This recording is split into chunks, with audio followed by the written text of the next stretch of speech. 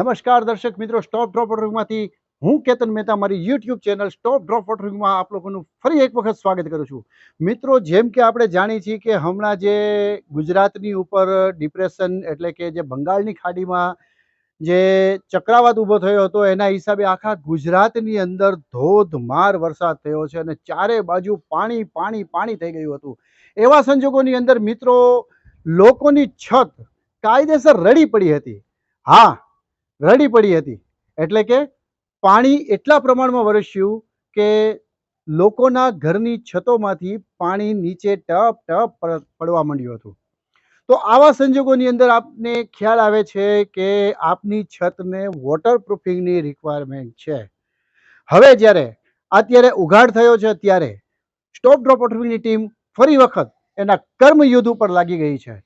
ત્યારે આજ અમે આવ્યા છીએ રાજકોટના રૈયા રોડ ઉપર બાપા સીતારામ ચોકથી નજીક કર્મચારી સોસાયટીની અંદર એક મકાનમાં, કે મકાનની છત ઉપરની પોઝિશન એટલી ખરાબ હતી. આપની સામે દ્રશ્યો આવી જ રહ્યા છે કે આ છતની ઉપર ટાઇલ્સ હોવા છતાં પણ, જી હા મિત્રો, હું દરેક વખતે દરેક વિડીયોમાં કહું છું કે આપ ચાઇના મોઝેક કરાવો, આપ છત ઉપર ટાઇલ્સ ફિટ કરાવો, પણ એ કરાવતા પહેલા વોટરપ્રૂફિંગ કરાવવું કમ્પલસરી છે.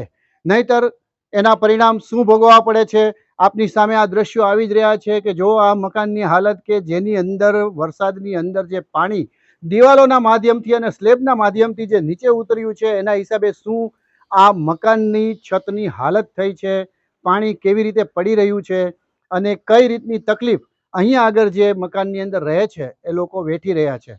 તો મિત્રો, આપની સામે આ દ્રશ્યો આવી જ રહ્યા છે. જો અહીંયા આગળ આ કઈ પ્રકારની પારાપેટની અંદર તિરાડ પડી ગઈ છે. આ તિરાડને હવે અમે 3 ઓપરેશન કરી અને પેક કરીશું. તેમજ આ મકાનની અંદરના જે છતના લોઢિયા છે એ લોઢિયાના દ્રશ્યો આપની સામે આવી રહ્યા છે. એવી જ રીતના જે આ પારાપેટ છે, આ પારાપેટની પાછળની સાઈડમાં જે ક્રેક ડેવલપ થઈ ગઈ છે એ ક્રેકના દ્રશ્યો પણ આપની સામે આવી રહ્યા છે. જો કઈ રીતના આ ક્રેક ડેવલપ થઈ ગઈ છે જ્યાંથી આ પાણી એના સોર્સિસ ઊભા કરે છે અને સ્લેબની અંદર જવાના કોઈ પણ બહાના ગોતે જ રાખે છે. એવી જ રીતના જે આ બારીનું છજું છે, આ બારીના છજાની ઉપર આપ જોઈ શકો છો કઈ રીતની ડેવલપ થયેલી ક્રેકો દેખાઈ રહી છે. આ તમામ ક્રેકોને સ્ટોપ ડ્રોપની ટીમ ઓપરેશન કરી અને બંધ કરશે. તેમજ દરેક વખતે મિત્રો હું કહું છું કે અહીંયા આગળ જે આપણે છત ઉપર પાણીની ટાંકી સિન્ટેક્સની મૂકીએ છીએ તેમાં હું દરેક વિડીયોની અંદર, આ પહેલાં પણ મારા ઘણા વિડીયો છે, આપ યુટ્યુબ પર જોઈ જ શકશો કે મેં કહેલું છે કે સિન્ટેક્સની ટાંકી છત ઉપર લગાવતા પહેલાં નીચે 1 ઈંટનો ઓટો કરાવવો કમ્પલસરી છે. કારણ કે નહીંતર શું થશે કે પાણી જે જવે રાખશે અથવા તો વરસાદનું જે પાણી છે એ પાણી જે સિન્ટેક્સની ટાંકીની નીચે જશે તો ત્યાં પણ સ્લેબ ચુવાક કરવાનું શરૂ કરી દેશે, એટલે કે પાણી ટપકાવવાનું શરૂ કરી દેશે. એટલા માટે 1 ઈંટનો ઓટો કરાવવો કમ્પલસરી છે. જો આપ નથી કરાવતા તો શું પ્રોબ્લેમ ખડી થાય છે, ઊભી થાય છે, એ આપની સામે આ દ્રશ્યો આવી જ રહ્યા છે. કઈ રીતની પ્રોબ્લેમનો આપને સામનો કરવો પડે છે. તો મિત્રો, આ જે સરકારી કર્મચારી સોસાયટી છે એમના છતના તમામ દ્રશ્યો, તેમજ આપ જુઓ કે વોટરપ્રૂફિંગ પહેલાં આ અગાસીની અંદર કઈ રીતની પોઝિશન છે, આપની સામે આ દ્રશ્યો આવી જ રહ્યા છે, આપ જોઈ શકો છો. હવે હું કેતન મહેતા આપને ફરી વખત મળીશ. આ જે સરકારી કર્મચારી સોસાયટી છે એમના મકાનનું વોટરપ્રૂફિંગ કમ્પ્લીટ થયા બાદ. મિત્રો, ફરી એક વખત આપને કહેવાનું કે વોટરપ્રૂફિંગ કરાવવું જરૂરી છે. આપની સ્ક્રીનની સામે જુઓ આ મકાનના દ્રશ્યો, કે આ જે મકાન છે એ નવું કન્સ્ટ્રક્શન થઈ રહ્યું છે. ગુણાતીત નગર મેઇન રોડ ઉપરનું આ મકાન છે જેની અંદર આ નવું કન્સ્ટ્રક્શન થઈ રહ્યું છે. અને આ જે વરસાદ થયો, સતત જે 5 થી 6 દિવસ જે વરસાદ થયો છે એના હિસાબે આ નવા કન્સ્ટ્રક્શનની અંદર પણ કઈ રીતના ભેજની સમસ્યાઓ ઊભી થઈ છે આપની સામે આ દ્રશ્યો આવી જ રહ્યા છે. અહીંયા પણ સ્ટોપ ડ્રોપની વોટરપ્રૂફિંગની ટીમ કામ કરી રહી છે.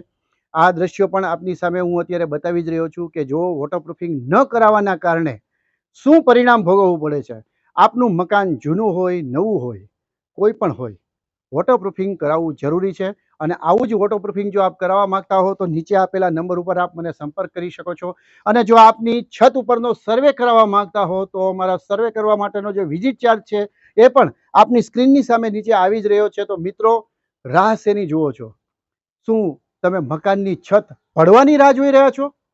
જો તમે તમારા મકાનની છતને પ્રેમ કરતા હો, તમારા પરિવારને પ્રેમ કરતા હો, તમારા સપનાના ઘરને તમે પ્રેમ કરતા હો તો છત ઉપર વોટરપ્રૂફિંગ કરાવવું કમ્પલસરી છે. વોટરપ્રૂફિંગને ફિઝૂલ ખર્ચ ના ગણો.